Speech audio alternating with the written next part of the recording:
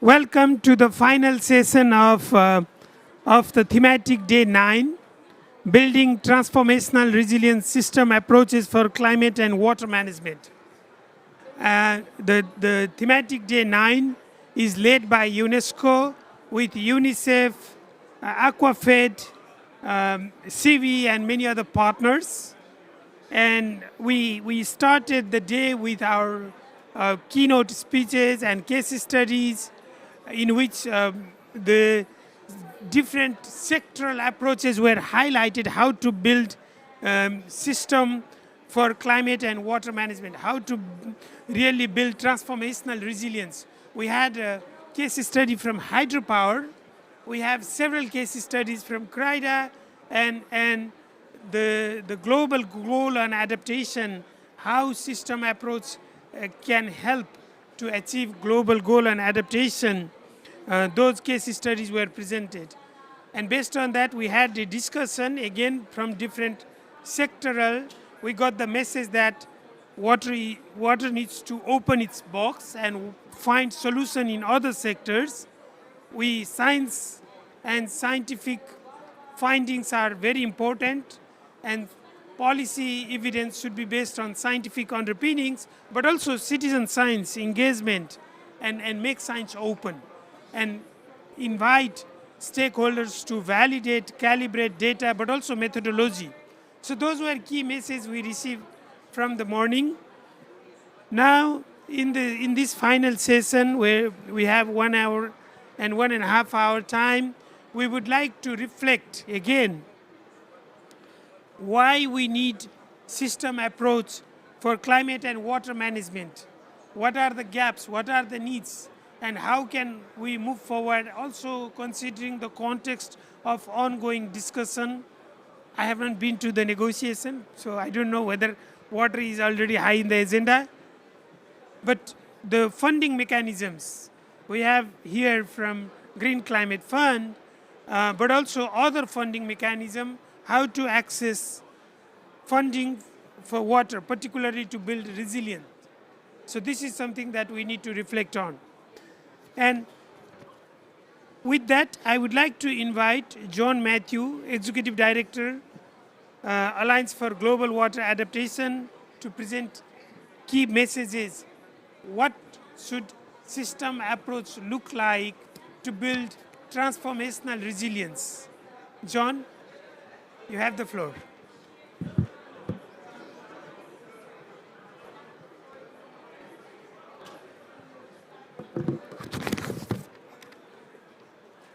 Thank you very much. Can you all hear me all right? Great. So Anil asked me particularly to talk about how we might see like new patterns that are emerging around water in the NDCs and the NAPs and what it might mean for us. I'd actually like to back up to Glasgow though, and actually the name of this pavilion and start with it. We had it wasn't vicious, but let's say it was a heated argument about what we should call this pavilion. And in the end, the name, it was very intentional that we came up with Water for Climate. That actually the people that we're trying to reach here, they are climate people. They are not water people. We know that in effect that they are mostly dealing with water problems and that most of their solutions really should be water solutions. But they're climate people, and they don't necessarily, they certainly don't automatically have this insight. And we have to show up and show that we understand their problems and try to address them in a really effective way. And the other point that I want to make is that we are at a certain moment in the history of the UNFCCC and with the Paris Agreement in particular. We're just at the start where a lot of the side conversations that are happening right now with the delegations, with the parties, is they are looking around and saying, what needs to go into my second NDC? What needs to go into my revised NAP? And the roles of the second generation of the NDCs and the roles of the NAPs, it's not advertised, it's not discussed that publicly. But they are both changing in really fundamental ways. to give you a small example, NAPs, it's a completely misleading name. They're not really national adaptation plans. They're not planning instruments. They are shopping lists. They're shopping lists for donors. And they are lists of projects. They predate the Paris Agreement. They go back to, I think, 2009, right, Copenhagen. So the Paris Agreement is 2015. And originally, there were only about 22, maybe 23 of them until just a few years ago. They were only for LDCs. And they were, I would say that in practice, they were where bad ideas went to go die. They were not successful as a piece of policy instrument. And the only two groups, and really it was just one for the longest time, that really cared about NAPs were the GEF and the Green Climate Fund when the Green GCF was formed. They were the only ones that actually said we should look at these instruments. But what has changed, though, is we've seen an explosion. There's something like now, probably 60 NAPs? 64 NAPs. That's crazy. Like 2 days ago, I was in a session with India, with them talking about their NAP. That's a middle-income country, a strong middle-income country that is creating a NAP. Agua has been working with Brazil to make its first NAP as well. Nigeria is making a NAP. These are countries that in no possible definition would you consider them like a lower income country. Why are they doing that? Why have NAPs evolved in this direction? It's because everybody else has noticed the NAPs, that they actually have started to reform in a new way to signal that this is a project that is in alignment with the national priorities and goals. And what we're also hearing, I was in New York Climate Week just a few weeks ago. I had an accidental conversation with someone. I was at a water.org event and bumped into someone with a colleague. This was a private equity person, someone who essentially has a bundle of money, and she looks for good places to invest. And we started talking to her. She said, "What I'm interested in is water as a vehicle for investment, and I'm poaching Malaysia's NAP right now. We're looking through it for projects." That is really far away from the GEF and the GCF. You actually see private equity that sees NAPs as a place where they want to buy in. That's a completely different conversation than hearing that what we're like in the negotiations about if it's 100 billion or 200 billion or 300 billion. Actually, we have something that is developing. I would predict within a year, maybe 2 years, that a significant part of the private sector is actually going to be trying to invest in it. 2 nights ago, I had dinner. Maggie was there, where a global company, I won't name them, there's a vice president for climate change, was sitting across from me, and unprompted, I'd never met the guy before. We weren't talking about climate policy. He said, "My problem is, how do I get my local projects, my local partners, all of them really good water and climate projects, so now that they're listed in a NAP?"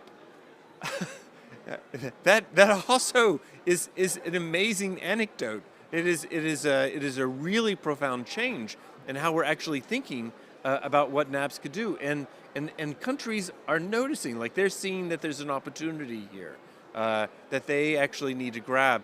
And if you look at those projects, most of them are water projects. So I think this is a powerful and hopeful message. On the other side, with NDCs, the transition with NDCs, I think, is it's worth contrasting them in structure and purpose with what the NAPs are supposed to do. NDCs are not lists of projects. NDCs, ideally, they should be looking across a landscape and saying, here are the issues, the regions, the sectors, the thematic areas that we think we can deliver commitments on over the next 5-year period. And And we knew from research from groups like GWP, from SIWI, from others, that that the first generation of NDCs, water was everywhere in them. I think that, yeah, like 70, 80% at least. And but often it was mentioned, I would say, in kind of funny ways. And they were. Uh, this is a little bit like in a word processor doing a global search and just trying to find the word water. Just because it was there didn't mean actually it was there in a useful way, that it was in a strategic way. I'm going to tell a brief story, but I'm going to come back to NDCs.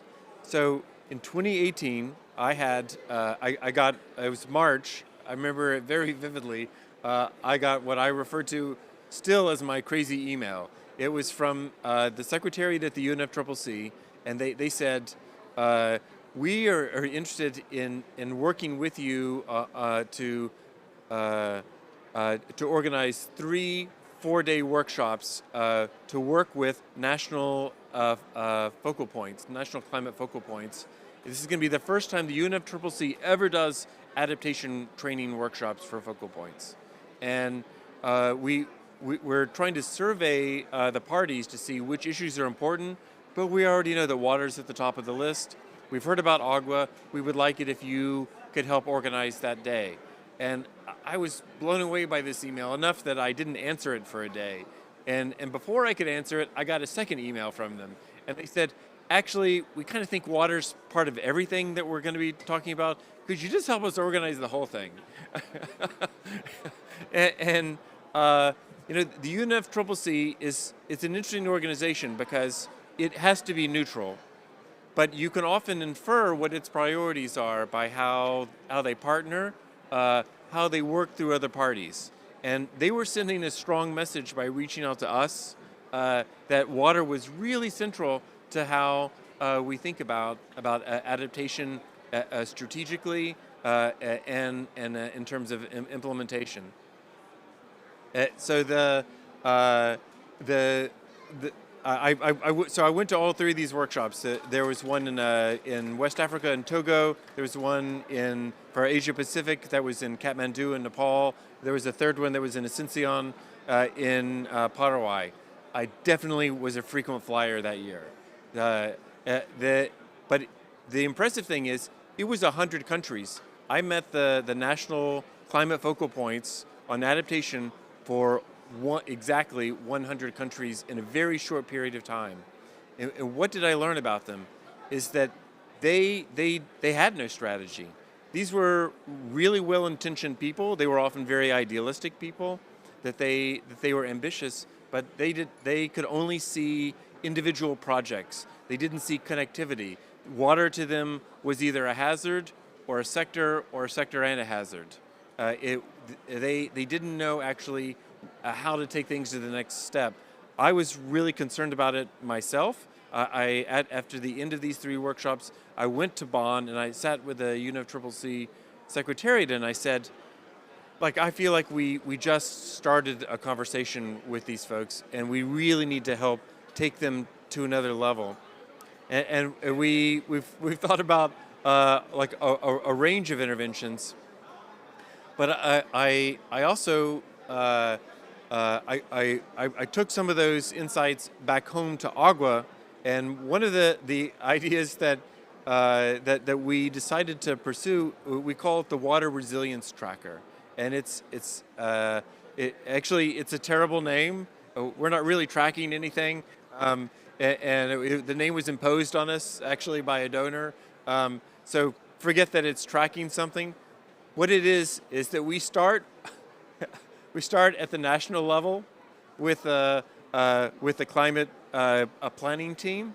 They are often sort of buried down inside of an environment ministry, maybe in a hydromet agency, but they've been given an incredible responsibility. They're supposed to coordinate across all the ministries, and they have to reach out to energy and agriculture and rural communities. They have to talk to the finance ministry, and they don't know how because they just like those people that I saw in 2018, they just see individual little projects. Our insight was water is not just a sector and it's not just a hazard. Water is this connector. It's a lens for how we think about resilience. It's a medium for resilience.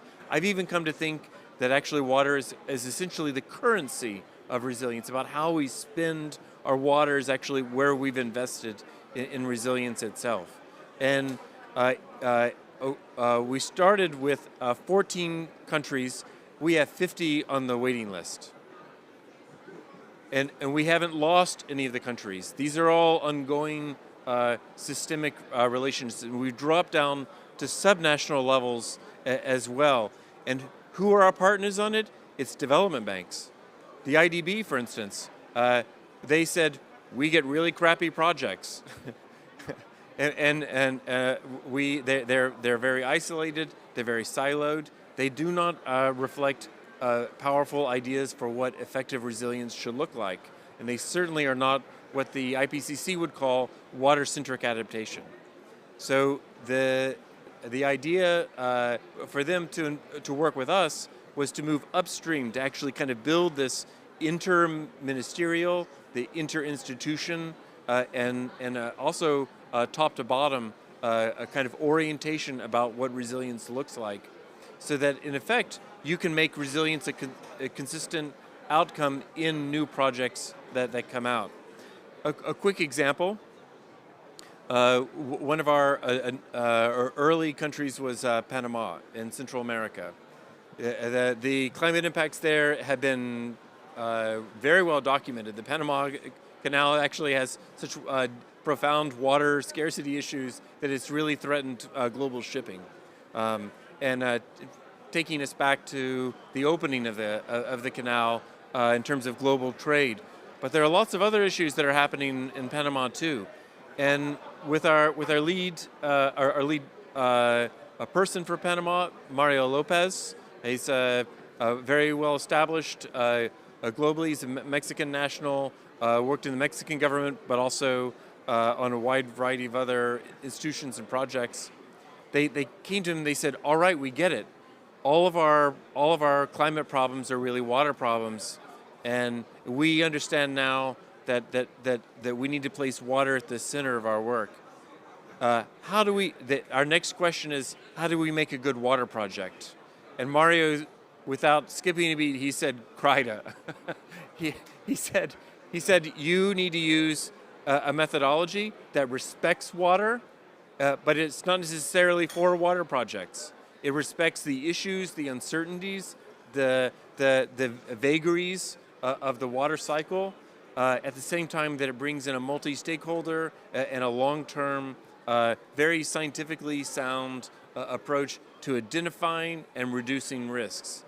And that's been the transition in a lot of countries. The latest one that we're working with, I'll be in Brazil and Brasilia in about 2 weeks, is the Brazilian government. In preparation for the Belém COP next year, they've been really ambitious. In a very short period of time with the tracker, we started with one ministry, and 3 others immediately heard what we were working on and pulled us in. Said, we need to talk to you as well. That actually water is our strategic resilience asset. And I happened to be in the audience. It was in Stockholm this year when someone from the Brazilian government, I'd never met her before, she's standing in front of a group and presenting on Brazil's adaptation strategy, and she said what was pure music to my ears. She said, again, not knowing who I was, or Ingrid Timbo was sitting next to me. She'd never met Ingrid in person.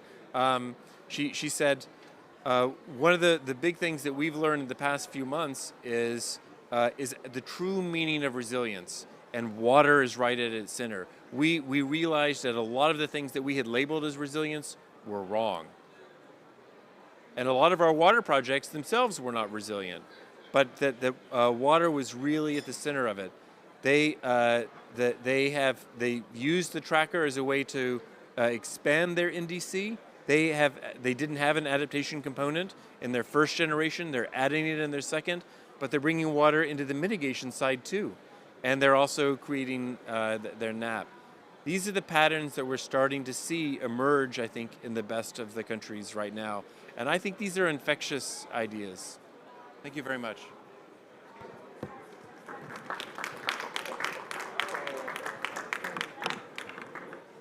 No, very fascinating talk, John. Actually, you know, when you said NAP is shopping list, I was thinking how to convert that shopping list into really adaptation plan. So there is a challenge already to move forward. And but also you said water is the resilience asset. So how to really use that asset and translate that into NAP. So and you highlighted CRIDA, of course, which has been presented to more than 25 countries. So there is some food for thought for our discussion. I would like to invite our distinguished panelists here.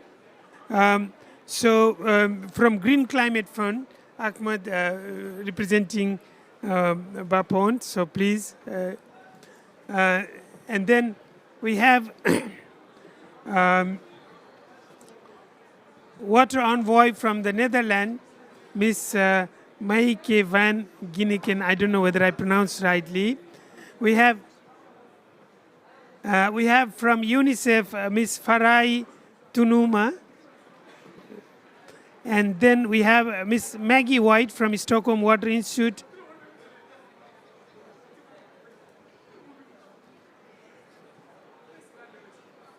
We have Miss Margot Clares from Action Against Hunger. And finally, Miss Angie Bone from Monash University. We are often criticized for gender unbalanced panel, but I think now, now I think we are doing okay. So you can, yeah, International Men's Day. Yes, it was recognized. So I think it shows that we are working to make that gender gap fulfilled, even in International Men's Day. But I would like to respect International Men's Day and would like to start with our single man in the panel.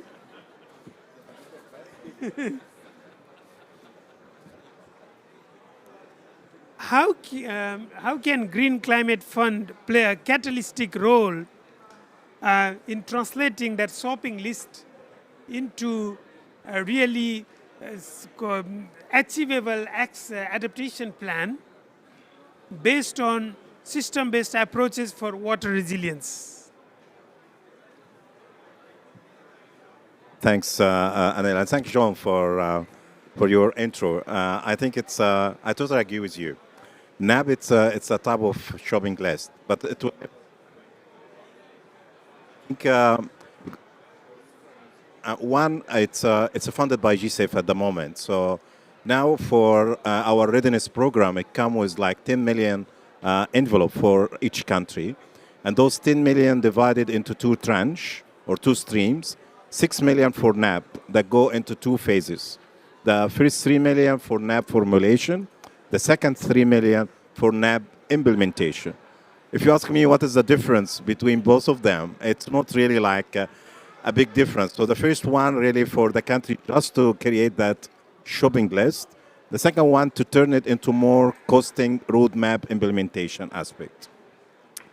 And then the other 4 million go for like capacity building and so on. But what we have start to see as a practice, so some countries start to turn NAP into National Investment Adaptation Plan, like Bahrain, for example. It's one of the first countries that instead of developing NAP as a shopping list, they make it as National Investment Adaptation Plan, where they have really go through like screening all their sectors and define with all like stakeholder consultation, define like the key priorities for them and put it in more investable way. Some other countries where we start actually to work with them and try to see how we can actually change this NAP. So we started with Egypt to try to turn NAP into climate investment plan. So looking at the whole that shopping list, I try really to focus on what are the key priority sectors they have. So they have defined water and agriculture. And for each sector, we try to do like fully consultation with all sector stakeholders across other institutions and other ministries and come with really like the top 5 projects that can be really investable project as climate, like meeting the climate rationale and also become more investable, not just for GCF, but also for all other donors. So I think like NAB will never die because we start our new cycle and each country now are entitled to ask for that 3 million. If they haven't taken it for phase 1, they can ask for phase 1. If they use the 3 million for phase 1, they can ask for phase 2. So it will continue. But I think they require that guide. And I think we will try to support them through that guide by, like we have put like the water sector guide that again, indicating like what project you can bring to GCF under the key pathways for the paradigm shift. Like if it's focused on mitigation or adaptation or across cutting project. We also try to help by putting a guidelines where like help countries to design their water project as well. But also what we try to do now is actually to use readiness to support the country to look at their NDCs. And we currently have like a number, I think 12 countries so far approaching us to use that readiness money to develop the new NDCs before like the submission next year. We try to work with them. When they do that, they really need to look at water aspects. So we call it like, consider water as, again, I totally agree. It's the manifested where you see like most of the climate change impact and where you can really start the adaptation solution. And if you look at the whole value chain of the water sector as a connector to all other sectors, you can really bring a lot of resilience adaptation solutions. But also we try to highlight again, water is also required for mitigations. And that's something we shouldn't really ignore because like there is a great demand for water as well to look at like CO2 sequestrations or energy transitions or any other mitigation projects.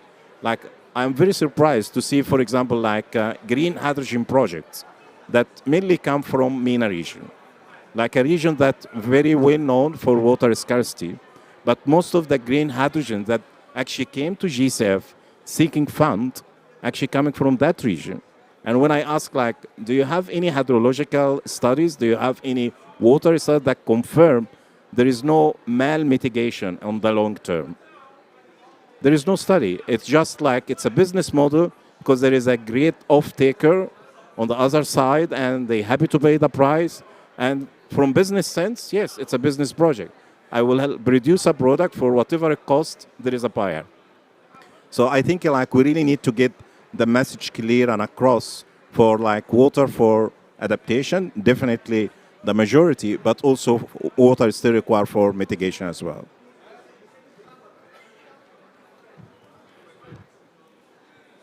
Thank you very much for presenting ideas how to turn NAP into fantastic proposals and also NASA investment plan. So that's great. We will come back to you. Let's move to now Ms. Farai Tunuma. How can WAS program be integrated into system approach that addresses climate resilience holistically, and what are some of the main challenges in aligning WAS with broader water management systems? Yes, that's a really great question. So just to say, this week we were able to launch the definition of climate resilient WASH, and it's already one of the strategies of breaking the silos that we see where water and sanitation are looked at differently or not in a well-coordinated manner. So that's already one big strategy that we have put forward.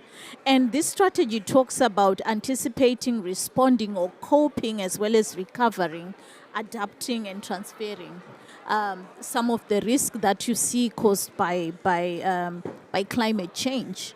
It also goes on to also talk about how important it is to take in science and data so that we can understand the events and the trends, and we can also reflect on mitigation potential within the water and sanitation sector itself, while still continuing to provide those safely managed water or sanitation services.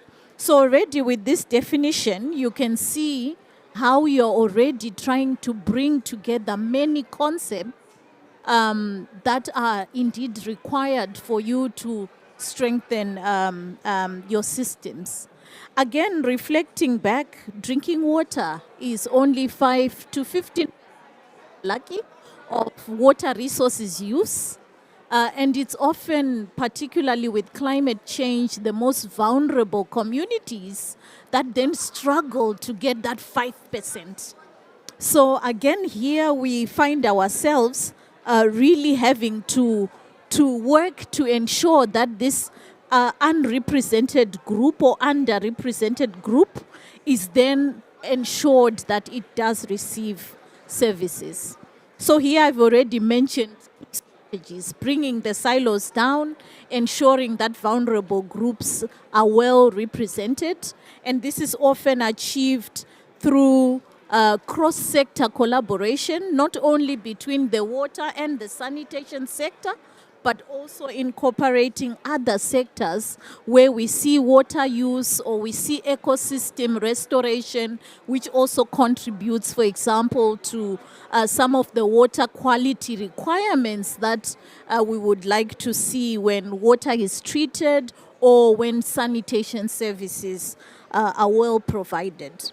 We need to put in place holistic planning, because again, here you are really reflecting on the rest of water, which we often call big water, how it is used, but also how this smaller amount for households and communities is then provided. And then, of course, we do need to also come up with adaptive management so that we are able to adjust based on the new data, the new science, and what it tells us in terms of some of the changes. So these are some of the key strategies that we see when we try to integrate WASH.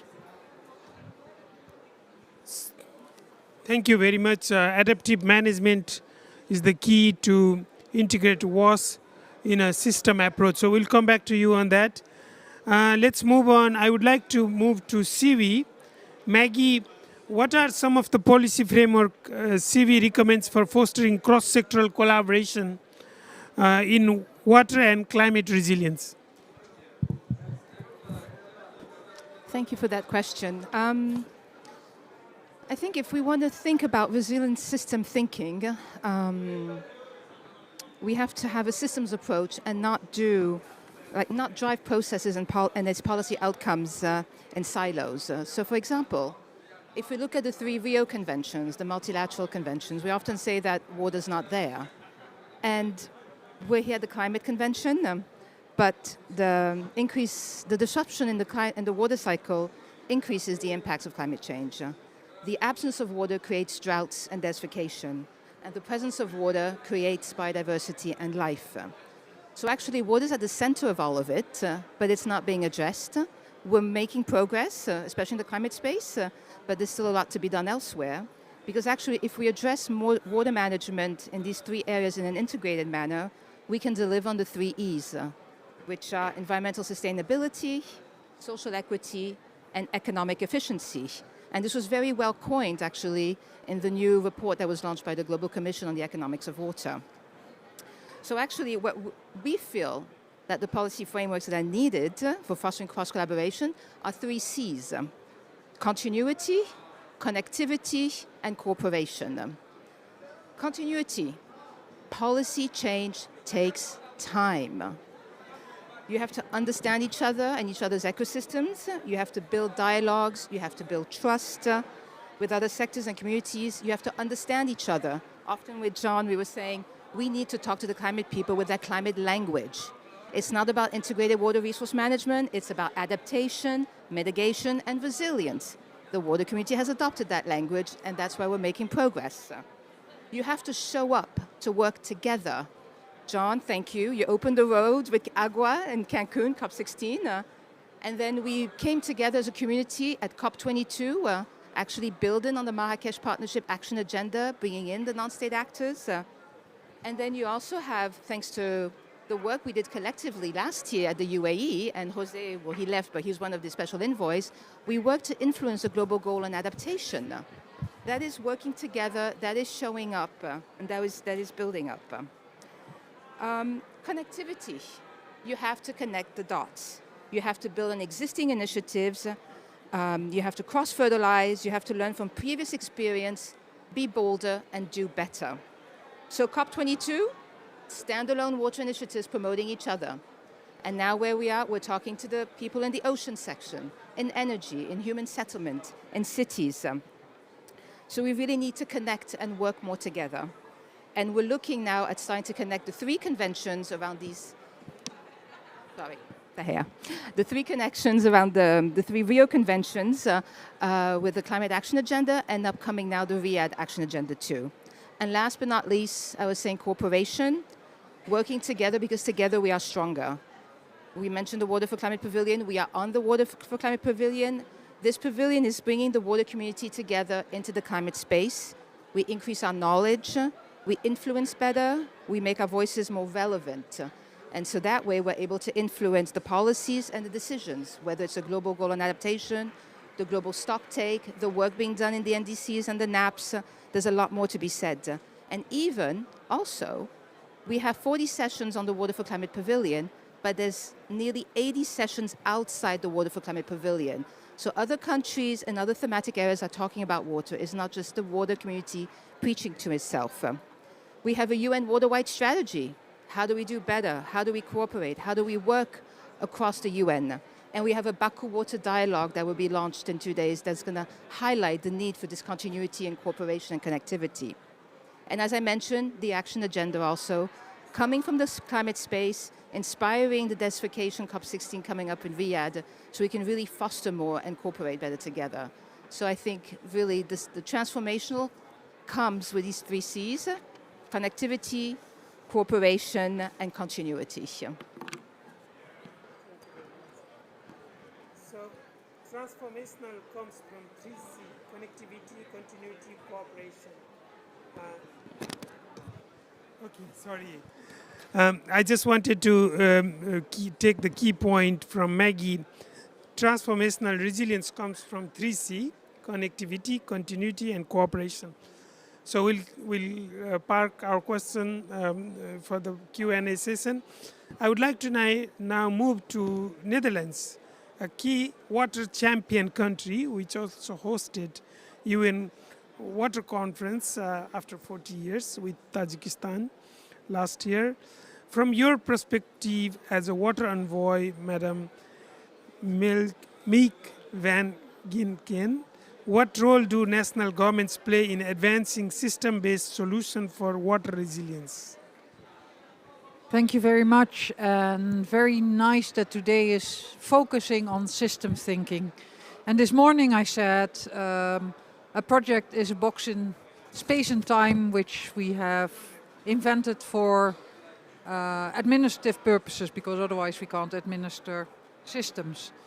And I'm a little bit scared when John Matthews says, yeah, these NAPs are lists of projects and of investment projects, and then we go and look for external financiers, because water is the engine of adaptation, but water management and climate adaptation is so much more than a list of projects. And the role of government is so much more than a list of projects. I'm not saying that adaptation doesn't need infrastructure. It needs a lot of infrastructure, a lot of investment projects, especially in countries that have not yet invested in infrastructure. But let's go back to the basic role of national governments, is to take care of their well-being of their citizens. It's making choices in scarcity, whether it's water scarcity or whether it's financial scarcity. It's protecting your citizens against risks. And let's think about it. This is all about who pays for certain investment and who benefits from certain investment. And there's not one climate adaptation project or one water project that does not define winners and losers. And national governments need to plan and to implement climate adaptation policies that are partly investment projects. But besides of that, it's about planning. I mean, it's all about what can you do where. Where's there too much water? Where's there too little water? Where's there fresh water availability? So spatial planning is a central role of national government. Better tax policies, better tariff setting. Who pays for all of this? Not even who finances, but just the basic question of who pays for this. The fact that there's more than 600 billion US dollars per year in agricultural subsidies that all go in the wrong direction. Less forest, more groundwater depletion, everything we don't want. We need to reform that. That's a role of national government. Better environmental regulation, just saying good, fine, but here you cannot use water anymore. Here you cannot pollute. All of these are roles of national government, and the oversimplification, in my view, oversimplification to investment projects, external financiers and list of projects is really a reduction of the responsibilities of national government. And whether you work for government, I work for government for the first time in my life, or whether you work for an NGO, for an international financial institution, for a think tank, for the private sector, we all need to make national governments accountable for all these functions and not reduce it to a list of investment projects, because that's not good enough. Water and climate adaptation are central to development, they're central to poverty reduction, they're central to saving our planet, and they're very positive measures. But we need all the array of instruments to actually make this happen, and we need to hold our governments accountable for that. Thank you. Thank you very much. Indeed, national governments need to be held accountable because water holds key to infrastructure development, and that is particularly true in the context of developing countries because their development aspirations has to be met. Infrastructure has to be built, and they need to have hydropower potential developed to meet their hydropower needs, irrigation demands, and water supply and sanitation. So definitely, thank you very much for those keywords. Now we will move on to action against hunger. Ms. Margot Claris, in your work with action against hunger, what are the key barriers and opportunities for integrating system-based approaches in humanitarian WASP project? Thank you for this question. I hope you can hear me well. Yes, thank you. I wanted to start by saying that action against hunger has this.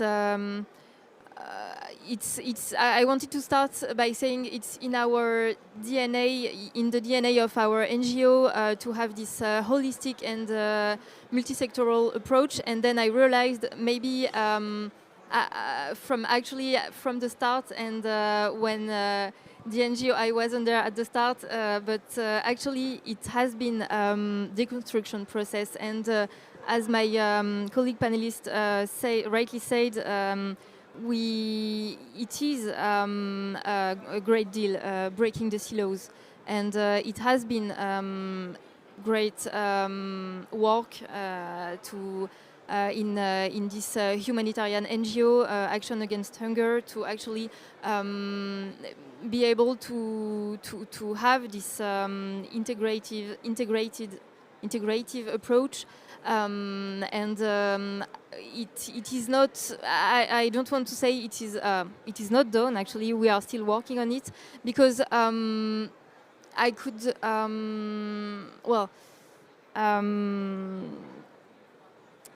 Yeah.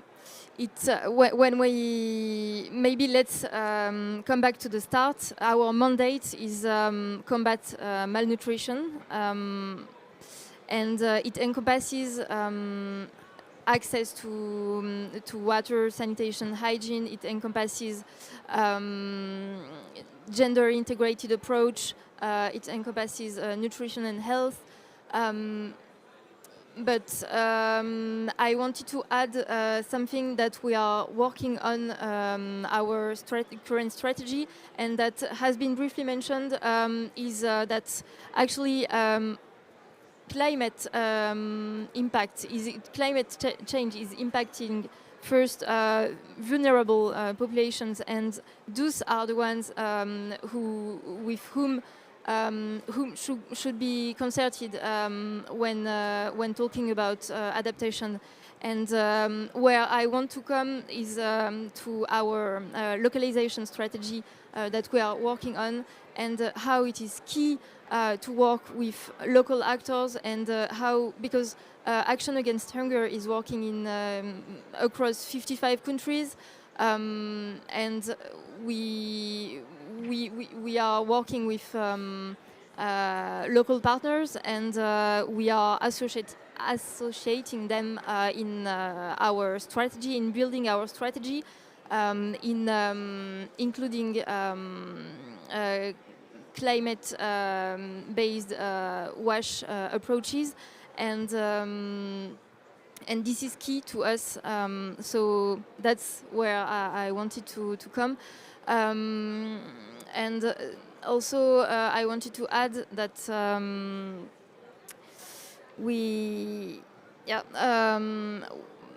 when working with these local partners, we should also consider the way we work with them, and the type of partnership we have, because we really have to think about integrating these partnerships in the strategic decisions, and in the strategic building of the adaptation. Thank you. Thank you very much. Indeed, local stakeholders' engagement, particularly those who are suffering from hungers, need to be considered in developing the humanitarian WAS project. Let's move on to Ms. Angie Bone, Associate Professor of Practice in Planetary Health. So we have now from academic field, how does the concept of planetary health intersect with climate resilient water management, and what unique perspective does planetary health bring to system strengthening for water and climate resilience? Thank you. Hello, everybody. I'm very happy to be here. I feel like I'm an imposter. I've spent my entire COP in the health pavilion and in health discussions. But I have to say, we're having the same discussions in health that I've heard here, particularly John's keynote and Maggie's intervention. I could have put the word health in instead of water, and that would have been a conversation that we've been having. So I just wanted to kind of point that out, that while we're talking about systems thinking and systems approaches, we're still not quite got it right, I don't think, in terms of kind of cross-sectional stuff. So I really wanted to mention that, health is not just healthcare. We know that about 90% of population health is actually determined by other sectors. So we call you a health determining sector. You may not know that, but that's what we do. And I think, we need to be clear that health is not just about health of human beings. It is about health of the planet too, and that without a healthy planet, there will be no healthy human beings. And that's really the basis of planetary health. It's the health of human civilizations and the natural systems on which it depends. And so it's about getting the best human health we can get, whilst protecting, restoring, maintaining natural systems. It's very expansive. It really does require us to re-look at the way we think about the world, the way we understand the world, and the way we act. So that we need to change the way we power things, the way we care for people, the way we house people, the way we transport people, if we are to genuinely achieve planetary health. And it's got a lot of similarities with environmental economics, planetary justice, and indigenous ways of being and knowing. So I just wanted to put that definition out there at the beginning. And of course, it absolutely intersects with what you are doing. That it is very, very aligned, that we need water for drinking, washing, cleaning, food, cooling, and nature. And, it needs to be secure and it needs to be safe. In terms of the primary risks, you're obviously all very familiar with waterborne risks and water wash diseases, water-based diseases, and water-related disease. But I wanted to also take a broader perspective and link that to climate change as well. All of the extreme events that we are seeing have significant human health impacts, either from the direct impacts with injuries and trauma, mental health issues, but also the indirect impacts of the damage it's doing to our soil, to our land, to our food supplies, to our water, to our air, and also the human systems that we've created in terms of access to healthcare, access to fresh water, clean water, access to education, livelihoods, etc. And of course, as you've mentioned, these have huge equity issues, that it is the most vulnerable who are the most affected. I won't go into lots of different examples because I know we don't have time, but I did just want to mention one project that Monash University is doing as part of Water Sensitive Cities, because I promised I would with my colleagues. So this is a 3-year research project that is working with 4 countries in the Mekong Delta: Vietnam, Thailand, Cambodia and Laos PDR. It's about integrating nature-based solutions into with conventional water infrastructure and really using nature-based solutions as a catalyst for urban resilience. So it's about determining with countries their priorities, demonstrating local application and making the economic case, supporting scaling and leaving a legacy of partnerships and capacity building. One thing I would say is, whilst I think these projects have huge benefits for health in that broad sense, there is something about vector-borne disease which makes me slightly nervous, and I'd love to understand more about how much health is actually being incorporated in those decision makings. So yeah, in summary, there's absolutely a strong connection between planetary health and climate-sensitive, climate-resilient water management. Systems approaches are needed, but health and water need to work much more closely together. And I would always say that health is the argument for climate action.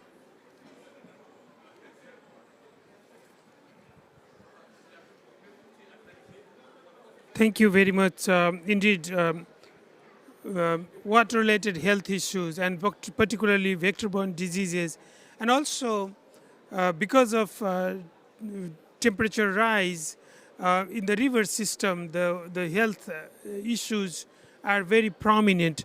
So we need to see that integrated in climate resilient system. I can see that people are rushing from they have to go to attend another session. So instead of going for a lengthy discussion, I would like to ask audience if they want to interact with the panelists. Please come forward, identify yourself and raise the question, and we will try to have some interaction among the panelists but also with the audience. Is there anyone interested to interact?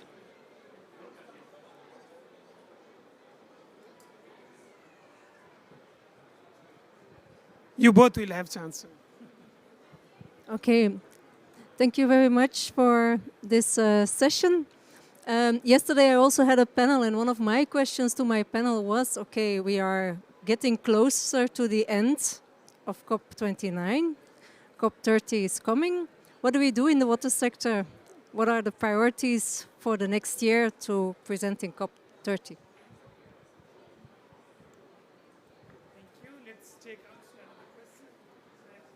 Check.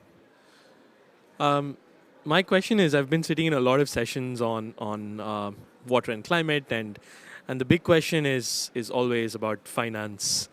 And in quite a number of sessions, I've been hearing about private sector participation. So I don't know if there is a private sector representative sitting here, but if you had access to the years of some of the most influential investors, what are innovative financial mechanisms that we can tap into so that private sector money can also come in along with all the other revenue streams that we have.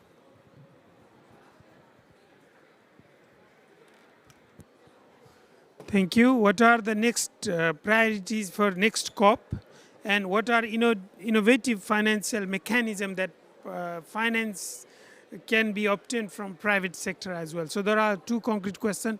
Anyone? No. Maggie, you wanted to come in.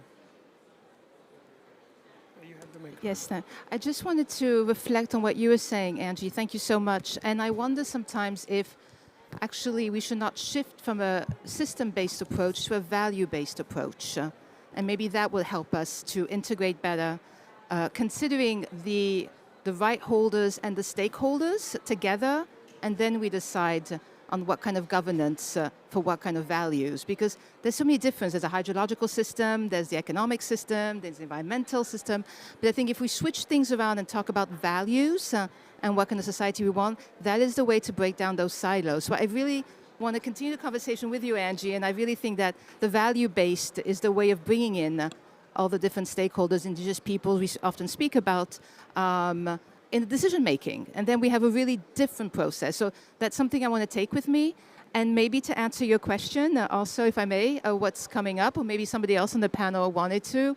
But I think as the coordinators with COE and Danny's in the audience also for the Water for Climate Pavilion, we really want to continue this work of influencing the discussions within the climate space. So if you will notice, the themes of the pavilions are themes of discussions happening within the negotiations, but also key issues elsewhere. So continue to develop the content, continue to exchange ideas, generate knowledge, cooperate, enhance initiatives and actions also. So that's really something we want to continue fostering and building on. We're working on defining better targets for the global goal on adaptation.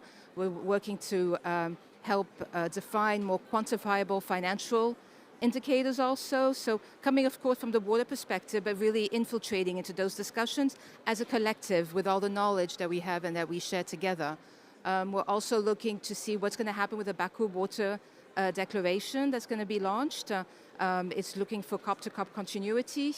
It's looking to interconnect the three conventions, as I mentioned also. So really wanting to follow that. But as a community, we really the more we are, the stronger we are. And join us if you're interested in being a part of that adventure also. Thank you, Maggie. I just want to come back quickly. I want to be clear what you said. So from system-based approach, you want to propose to value-based approach. Is there a deficiency in system-based approach? Can you please clarify that? Well, I think if we're in the system-based approach, we're going to look at what's important for the economic system, what's important for the environmental system, what's important for the hydrological system. And there we're still thinking in silos, and we try to integrate the others into our thinking. If we're looking at a value-based approach, then we're looking at what kind of society do we want to live in?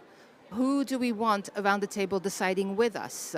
What is the vision we want? So then we actually bring around the table all the different areas and work together. And then we're talking about the right holders and the stakeholders who are involved for that value base. So it's another way of preparing our governance systems.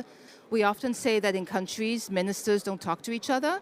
We see it, in the water sector. We would love to have at a president's level, for example, a cabinet discussing the water issue so we can then tackle, adaptation, mitigation, and resilience. So I think it's really about, do we want a healthy planet to live in? That's a value. Yes. So what do we need to do to have a healthy planet? So then you start going backwards. You talk about health. You're going to talk about, what do we need to do to make our systems more efficient?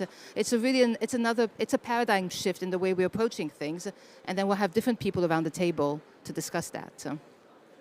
Thank you. I think I think how you interpret to integrate. I mean, we are not talking about particular one system. We're talking about integrated system, but we can move on. So you want to come in? Okay, let me start with the question on private sector financing. And let's start with the observation that we've done truly miserable on attracting private finance to climate adaptation and to the water sector, and I've worked on this for nearly 30 years, so I've completely failed. If you look at the World Bank private financing and infrastructure database, less than 5% is going to water. And that percentage is going down. It's now less than 2%. Let me depress you a little bit more before I come to some solutions. If you look at OECD numbers on climate finance, out of private climate finance, international private climate finance, 9% is going to adaptation, 91% is going to mitigation. So we're doing horribly. I think first of all we need to recognize that it's actually adaptation requires distinct approaches. You have huge economic benefits, but very limited financial revenue streams. It's really difficult to translate the economic benefits to financial revenue streams. We make investments for decades, if not centuries. It's very site-specific. It's difficult to control. So there's a lot of reasons why this doesn't happen. I would rather have my own pension fund invest in a solar farm, which we know how I'm going to be paid back, than in wetland restoration. That's the reality we need to live with. So what does this mean?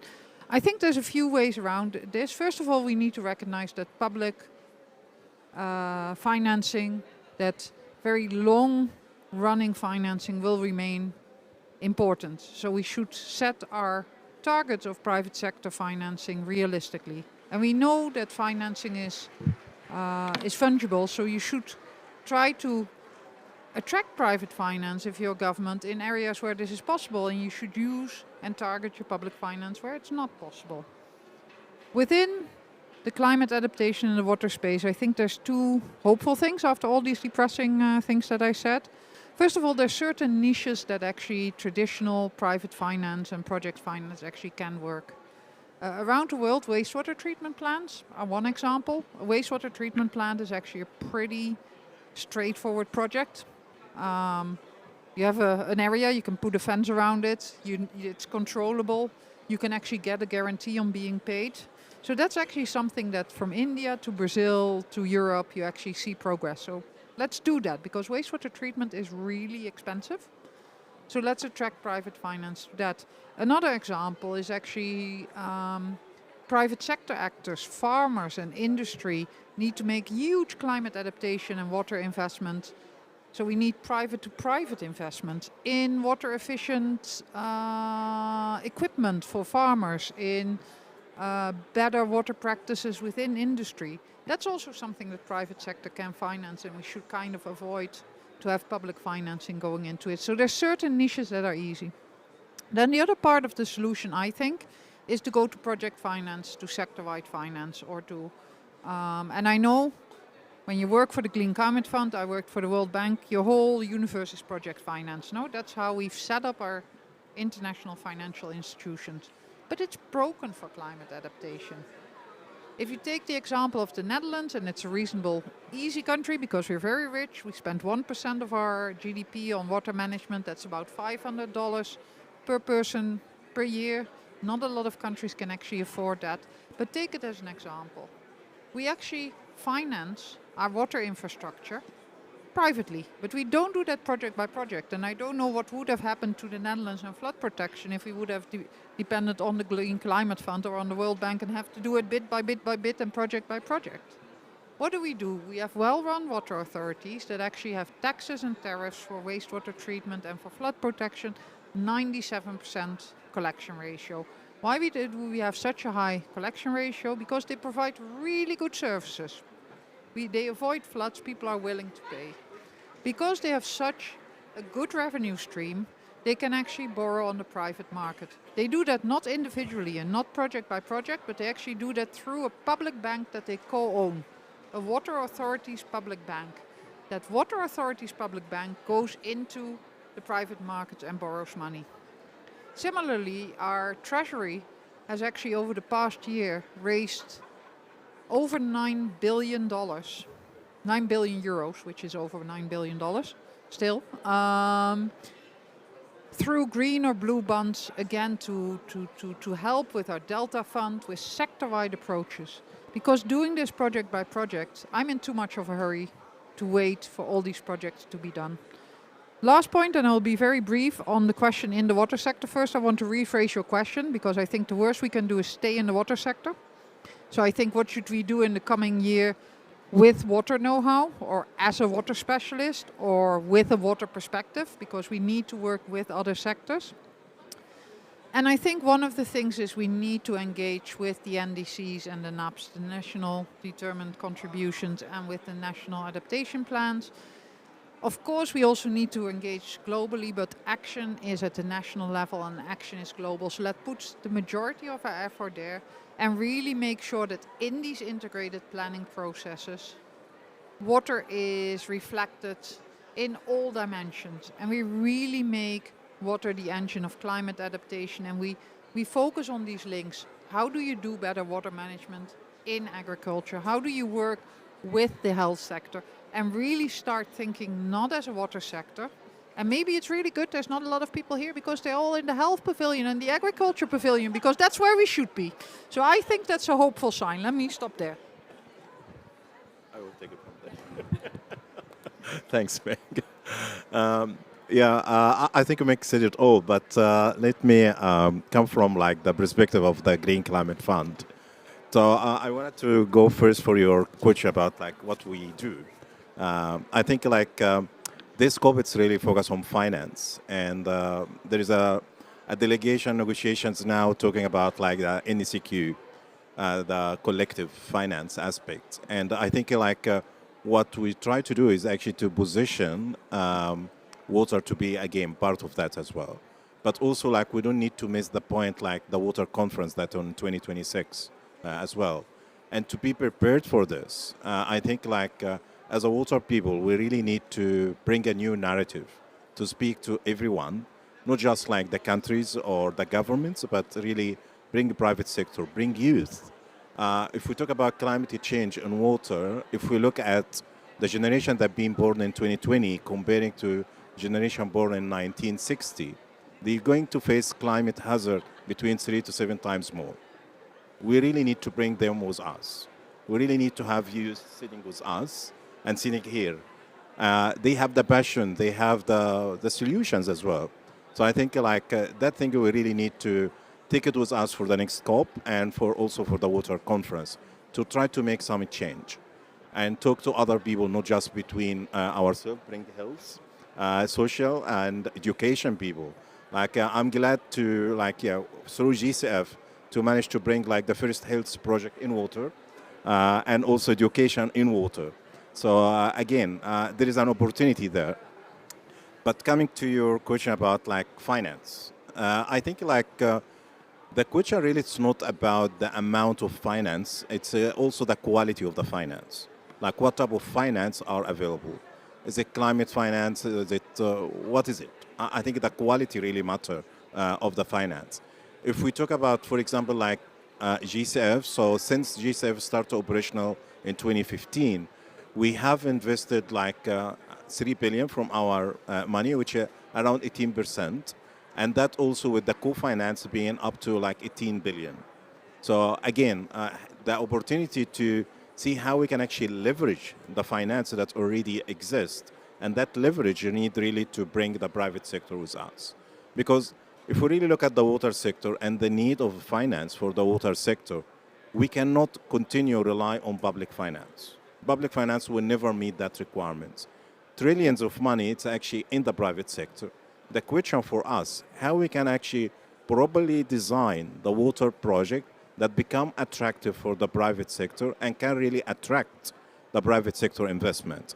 And we have now the mechanism like climate finance, how we can actually use climate finance to de-risk that investment, to attract the private sector, and we can really make it happen. I will give you a quick example.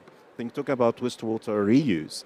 I think by working with like Development Bank in South Africa, we've been able to bring a project for like wastewater reuse for 1.5 billion. And that only by using like 50 million grant from our money and 200 as a concessional finance. Those 200 concessional finance being able to bring 1.2 billion from 200 million. Yeah, 200 million, but they managed to leverage 1.2 billion from other financial sources, including private sector, from asset managers, from pension funds, from also other investors as well. So there is a mechanism actually to bring this happen. There is a multiple different innovative financial instrument that we really need to start to think about them and bring them to water sector. We talk about green bond, we talk about blue bond, sanitation bond. I'm working now to develop a sanitation bond.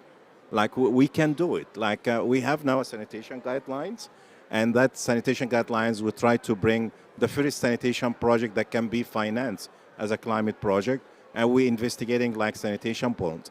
Another new mechanism, debt swap for the water sector.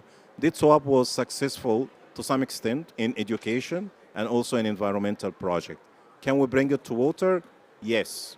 We have already a project that been approved 2 weeks ago in our port for the first time to apply debt swap in Barbados for wastewater reuse. Again, wastewater reuse is a very clear, it has a great opportunity of that circular economy because you can generate a lot of revenue streams. But again, without GCF or without climate finance in the debt swap, the agreement was around to save a bit, around 20 million. But when climate finance get engaged in the process by providing some grants to really build the capacity for the country to make the best negotiation for the debt swap and also build a mechanism to monitor and evaluate the money that will be saved and invest, plus also provide some of our concessional finance, we've been able to move from 20 million saving to 70 million. And those 70 million will be used for a second wastewater treatment plant in Barbados. That a new mechanism now become introduced into the water sector, and it can be also used in many other countries. And we try to bring this because if you look at developing countries, less developed countries, they are all in debt. Can we use this as a new mechanism, again, to mobilize more finance? Because again, it helps the countries to reduce their debt, also pay that amount or invest their own in local currency into a project that can be really meet the requirement for the climate change.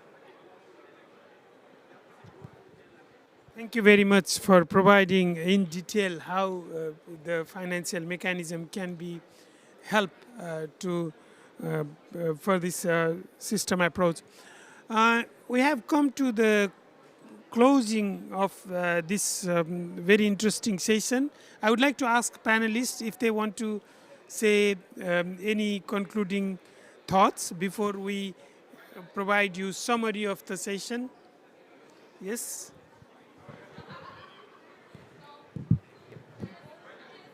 Yes, I just wanted to add a quick note okay, yeah.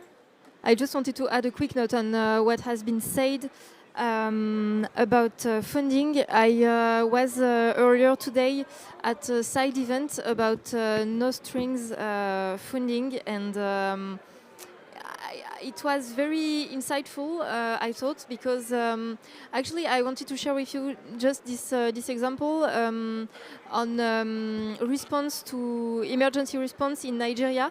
There were recent floodings, and this NGO just has this tool that help to anticipate. It's a tool using artificial intelligence, and you can. It helps to based on satellite data to anticipate climate events, and they were able to anticipate on that very localized area this flooding, and to send cash mobile money before the flooding happened. This was an example of no string funding. So it's a small at a small scale, but on a more broader approach, we could imagine this no string funding. So I just wanted to add this note. Thank you very much. So with that, we will now submit summary of the session. We have a passionate youth with the law background, Mr. Alexander Jermuti. He joins us from Paris, and he will provide us summary of this discussion. Alexander, you have the floor. Thank you so much, Anil. And good afternoon, everyone. Good afternoon, experts, climate advocates, and colleagues. Thank you so much for being here today and for your contribution through the different intervention. I can tell you that you have successfully made this conversation lively and engaging, even for those of us who participated virtually like me. It is always motivating for youth to witness a diverse range of experts coming all together to reaffirm our shared commitment to climate change, one of the greatest challenges of our time. As we wrap up this thematic day 9 and look back on a day filled with interesting conversation, I'd like to highlight a key few points that I hope will shape our collective path forward. I would like to remind that this morning highlighted the importance of water as both challenge and a solution in climate adaptation. There was an emphasis that was placed on system thinking with data-driven strategy, community engagement, and technologies like remote sensing or AI. Achieving sustainable water management and resilience calls for this interdisciplinary collaboration and international cooperation that is built on trust. In our second session, we put the spotlight on youth as they are essential drivers of change and they address climate and water challenges already. Their creativity, their ambition, their motivation, their digital know-how, and unique local perspective are very important for building this resilience. We need to empower them and amplify their voices, particularly in vulnerable areas where I believe their insight can make the biggest change. In these sessions, panelists highlighted that effective water management is the key for climate resilience. Transforming national adaptation plans into strategic, investable projects was mentioned, with examples of countries involving stakeholders to prioritize sectors. A system-based approach to integrate water and sanitation into climate strategies was also noted, focusing on ecosystem restoration and adaptive management for vulnerable communities. You also mentioned the three C's, continuity, connectivity, and cooperation, as important for strong policies and collaboration. You also showed the connection between health and water, showing that good water management improve health outcomes. Nature-based solutions combined with traditional infrastructure are very important for urban resilience and addressing also health risk. In closing, I would like to just invite each of us to carry forward today's insight and convert them into real action within our respective fields. I believe we should commit to building partnerships that cross boundaries, whether geographic, sectoral, or generational. The unity and determination that we have seen today during these different sessions, I believe, are our greatest strength. And building a resilient and secure future for water and climate, to me, is still possible, but for that, we need to start really working together. Thank you once again for your dedication and commitment. And now I turn the last concluding remarks over to you, Anil. Thank you, Alexander, for eloquently summarizing really key points, even from the distance. So you see, our youth are very much keen on, and they are watching us actually. You know, they will not let us go. They are watching us. They are alerting us. So thank you so much for your contribution. But also, I would like to thank our panelists, distinguished panelists, for their deliverables during the day. Our youth session and the keynote session. I would like to thank my team who worked very hard from Paris, Annalise, Alexandra, Ruth, and also our partner from CV, Danny and Marcus and others. And we've been continue to have partnership with CV for Water and Climate Pavilion as Maggie said earlier. We've been partnering already for a couple of COPs, so I hope it will continue for the next COP. So we have these key take-home messages. Let's take it so that we don't need to organize the same topic next COP. We need to have some progress based on what Alexander summarized, so that we don't need to go back to, we don't need to have same laugh, same talk next year. I really hope so. And thank you so much, and have a nice evening. Thank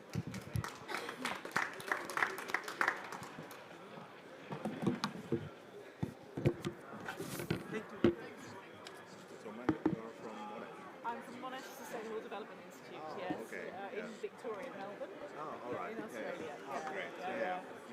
Australia, by the way. Oh, are you?